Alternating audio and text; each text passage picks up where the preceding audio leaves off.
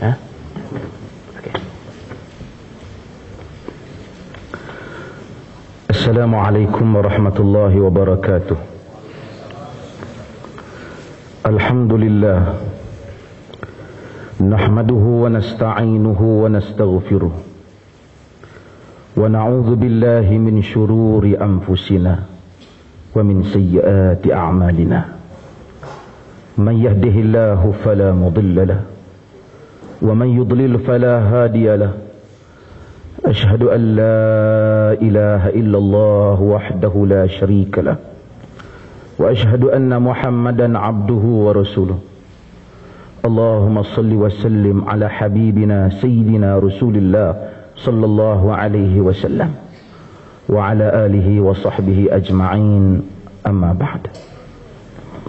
Yang dimuliakan pengurusi, yang dikasihi Al-Fadil Tuan Syekh Ustaz Muhammad Nur Mansur, yang amat kita kasihi guru kita semua Fadilatul Syekh Al-Ustaz Al-Doktor Fadil Hanafi, Abdul Aziz Hanafi, Abdul Aziz Hanafi, itu lain sungguh tau. Abdul Aziz Hanafi, guru kita semua. Dan walaupun saya tidak banyak duduk dalam majlisnya, tetapi banyak mendengar kaset-kasetnya daripada dulu masa saya masih kecil. Dr. Abdul Aziz Hanafi ini telah menjadi tokoh yang mempertahankan banyak isu-isu penting ahli sunnah dalam negara ini. Juga kepada Ustaz Kamal Izzat, muslimin dan muslimat, hadirin hadirat sekalian. Tajuk yang kita bincangkan ini hari ini bukan majlis perdebatan, saya fikir. Kalau nak berdebat, kita berdebat dengan stora. Ialah tajuk berhubung dengan bid'ah hasanah. Saya sebelum masuk ke dalam tajuk ini, saya ingin memahamkan kita semua, tajuk ini ialah satu perbincangan di kalangan kita kaum muslimin. Ia tidak boleh dibincangkan dengan suatu perasaan emosi benci-membenci, tetapi ia dibincangkan dengan ukhuwah, dengan persaudaraan Islam.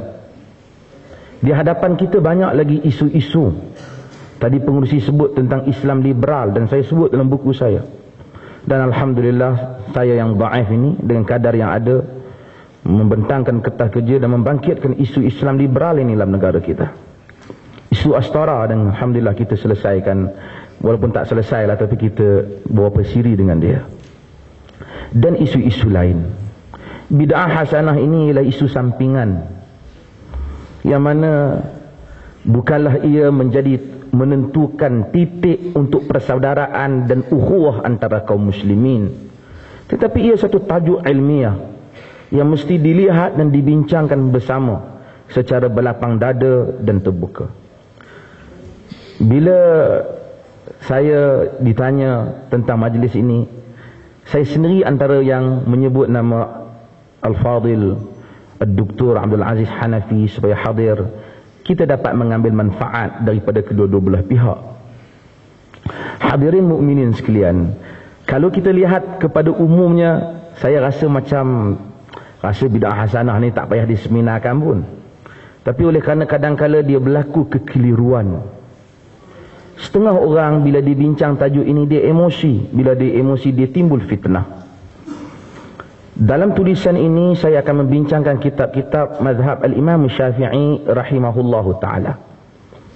Saya nak jelaskan, kadang-kadang orang ni dia tak dengar sendiri daripada kita. Dia dengar daripada orang lain, yang mana orang lain ini tidak jujur dalam menakalkan khabar. Tadi semasa makan, jawatan kuasa tanya, betul ke kata nak bakar kitab mazhab gitu ni. Ana katakan, ya akhi, kita berceramah di hadapan ramai orang dan berkuliah di hadapan ramai orang. Tak mungkin dari segi logik pun di Malaysia ni satu orang tok guru ataupun satu orang ustaz kata nak bakar mana-mana kitab mazhab, makmum ataupun pendengar duduk sengak. Dan tak ada orang sebodoh itu pun untuk berucap. Bahkan kita mengajar bagi kebanyakan kita. Kita menakalkan kalam-kalam ulama-ulama Nusantara kita.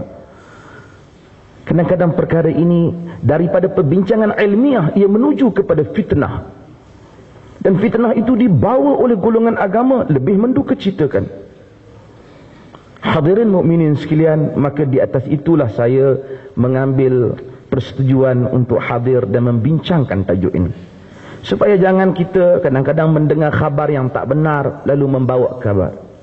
Al-Imam Az-Zahabi rahimahullahu ta'ala yang meninggal pada tahun 748 Hijrah, dalam kitabnya Mizanul I'tidal, yang membahaskan tentang rawi, yang membahaskan tentang rijal, menyebut kaedah yang penting yang dipakai oleh ulama-ulama hadis. Kata mereka, kalamul aqran yutwa wala yurwa. Ucapan orang-orang yang bersaing dilipat, jangan ia diriwayatkan.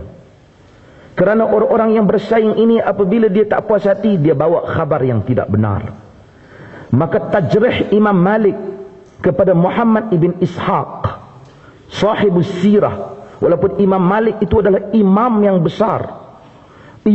besar, sahib al-Muwatta, tuan punya kitab Muwatta, tetapi apabila ia mentajrihkan Muhammad ibn Ishaq, oleh kerana tajrih itu ada unsur persaingan aqran, maka tajrih Imam Malik tidak diambil iktibar oleh para muhaqqiq.